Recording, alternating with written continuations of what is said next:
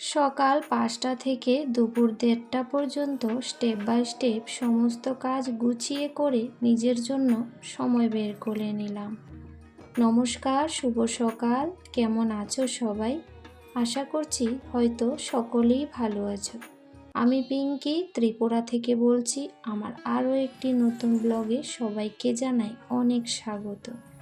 নতুন দিনে নতুন সকালে অনেক গল্প করব, তাই চলে এসেছি তোমাদের সাথে আরও একটি নতুন ভিডিও নিয়ে। তো সকালে ওই যে উঠে পড়েছি, উঠেই দরজা জানলাগুলো খুলে নিচ্ছি। ঠাকুরকে প্রণাম করে একটু ফ্রেশ হয়ে যাব, হয়েই কিন্তু ঘর দুয়ারগুলো আস্তে আস্তে পরিপাটি করার চেষ্টা করব। তো ওই তো কালকে বাবার বাড়ি থেকে আসলাম বিকেলবেলাটায়। তো এসে শরীরটা ভীষণই খারাপ, ওইখানে যেহেতু একটু পরিশ্রমী হয়েছে আর অঘুমও ছিলাম, তাই শরীরটা ভালো লাগছিল না।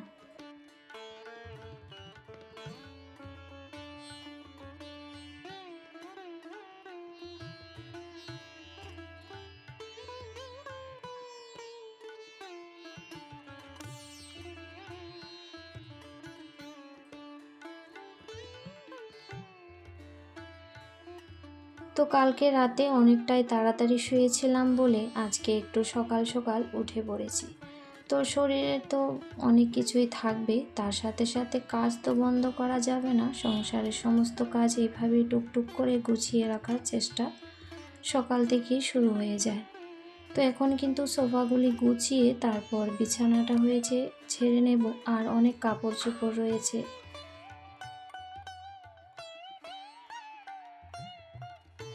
তো আজকে ২-৩ দিন যাবৎ ভালোই বৃষ্টি হচ্ছে। ওই যে মনসা পুজোর পর দিন থেকে শনিবার থেকে ভালোই বৃষ্টি হয়ে যাচ্ছে থেমে থেমে।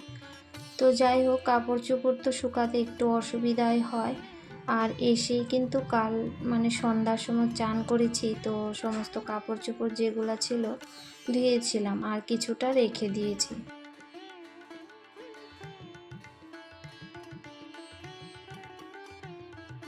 তো বাইরে থেকে এসে পরে স্নান না করলে ভালো লাগে না। একটা অভ্যাস যে করোনার পর থেকে হয়েছে, সেটা এখনো পর্যন্ত রয়েছে আর কি, আর সেটা থাকারও অনেক দরকার আমাদের।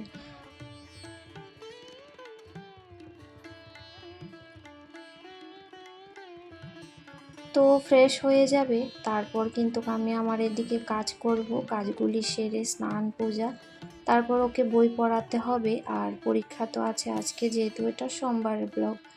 তারপর কিন্তু এখন এই যে বিছানাটাও ঝেড়ে নিলাম, আর অনেক কাপড় চোপড় ছিল যেগুলো পাখাতে শুকিয়েছে সেগুলোও গুছিয়ে নিলাম।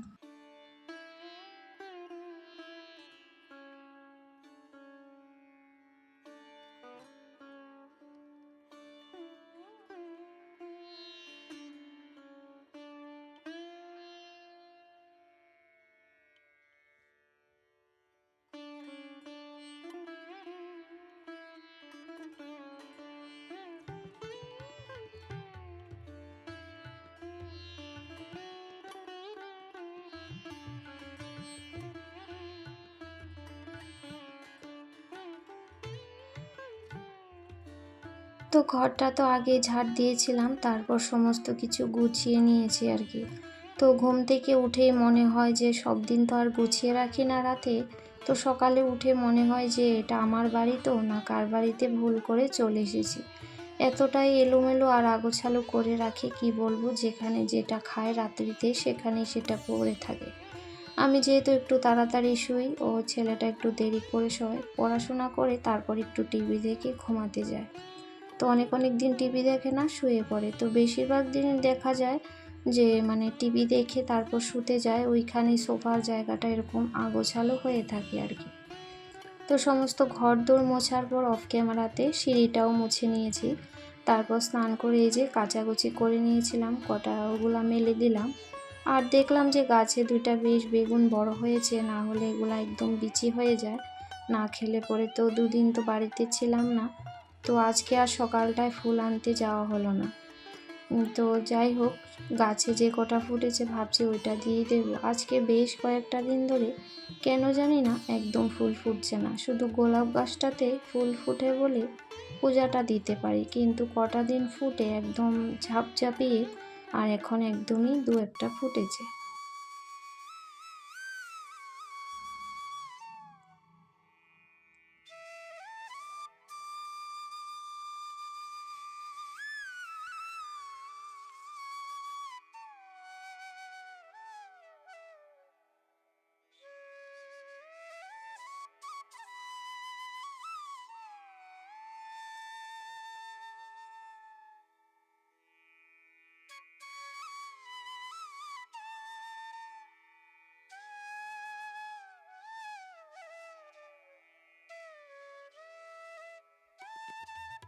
তো ওইদিকে ওকে পড়তে দিয়েছি, ও বই পড়ছে, তারপর বৃষ্টি হচ্ছে যেহেতু, আর রেন লিলি কটা ফুটলো দেখলাম, বেশ ভালোই লাগছিল। তো ওইগুলো আর পারি না, ওইগুলো ফুল পেরেও কি হবে।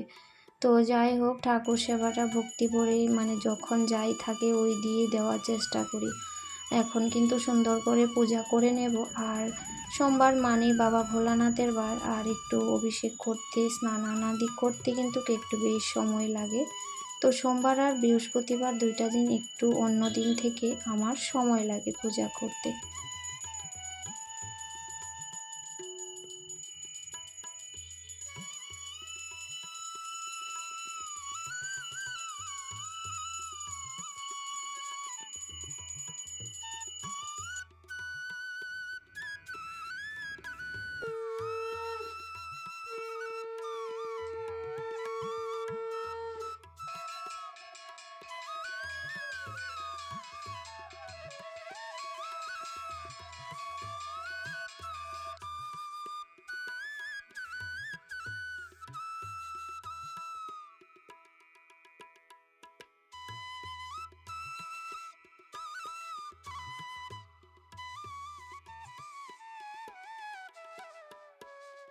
তো ঠাকুর সেবা দেওয়ার পর সারা ঘরে ধুনোটা দেখিয়ে দিয়েছি।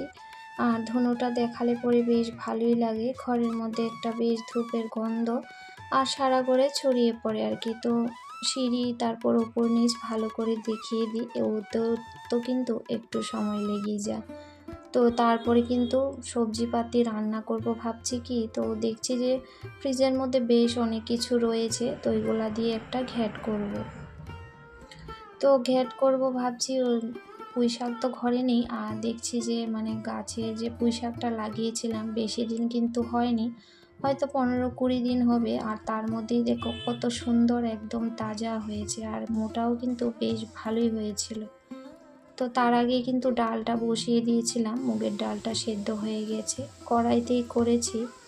আর সবজিটা করব, আর বেগুন নিয়ে আসছে, আবার বাজার থেকে অনেক কিছু সবজি নিয়েও আসছিল তার মধ্যে। তো বেগুনটা কিন্তু ভাজা করব।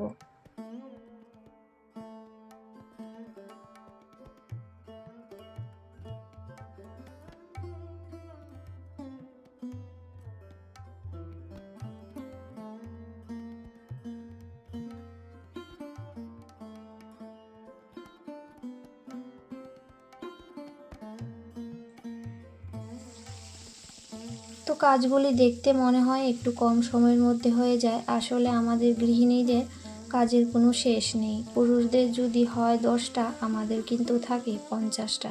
সেই সমস্ত কাজ কাউকে বলে বোঝানোও যায় না, আর কাউকে কিন্তু দেখানোও যায় না। দিন শেষে তাও বলবে যে কিসের কাজ থাকে, ঘরের মধ্যেই তো থাকো, শুধু রান্না বান্না করো। তো যাই হোক, তার মধ্যে কিন্তু চা করে নিয়েছি, সকালে একবার চা করে কিন্তু দিয়েছি সবাইকে। তো আমি তখন খাইনি। আর এখন জানো বেলা কটা বাজে? 10:30 বাজে, কারণ ওই যে ছেলেকে বই পড়িয়ে তারপরে রান্নাঘরে আসলাম। তো রান্নাঘরে এসে তো রান্না করে নিয়েছি, তো ওই ফাঁকে কিন্তু ওদের বেগুন ভাজা ডাল দিয়ে ভাত দিয়েছি। তারপর এই যে আমি চা খেলাম সবে মাত্র। তো একটু মুড়ি আর নাড়ু নিয়েছিলাম, সাথে ওই মার দেওয়া নাড়ু। আর এখানে সবজিটা বসিয়ে দিয়েছি, তো সবজিটা হলে পরে রান্নাঘরটা চোলা চোখাগুলো একটু পরিষ্কার করে নেব। তারপর তো ওকে এক্সাম আছে, দিয়ে আসতে হবে স্কুলে।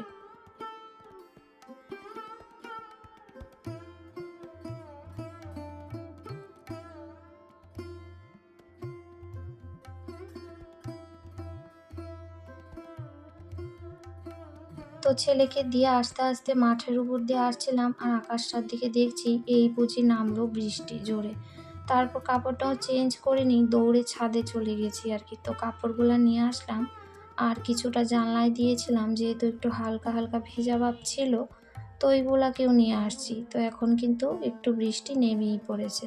তো কাপড় চোপড়গুলা এখন ভাঁজ করে জায়গা মতো রেখে দেবো।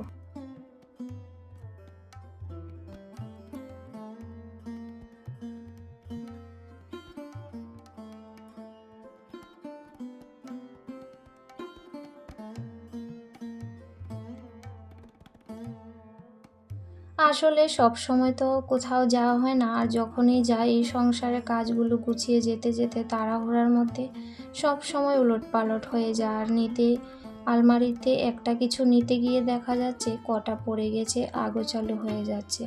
তো এই সমস্ত কিছুই কিন্তু এখন গোছাবো। আর সপ্তাহে একদিন যদি আলমারি বা আলনা গুছিয়ে নেওয়া হয়, তাহলে কিন্তু সব কিছুই পরিপাটি ঠিকঠাক জায়গায় থাকে। আর না হলে সময় সময়তে গুছিয়ে না রাখলে দেখতেও বাজে লাগে, আর কাজের যে জামা কাপড় বা বিশেষ কিছু জিনিস থাকে সেগুলা কিন্তু খুঁজে পাওয়া যায় না।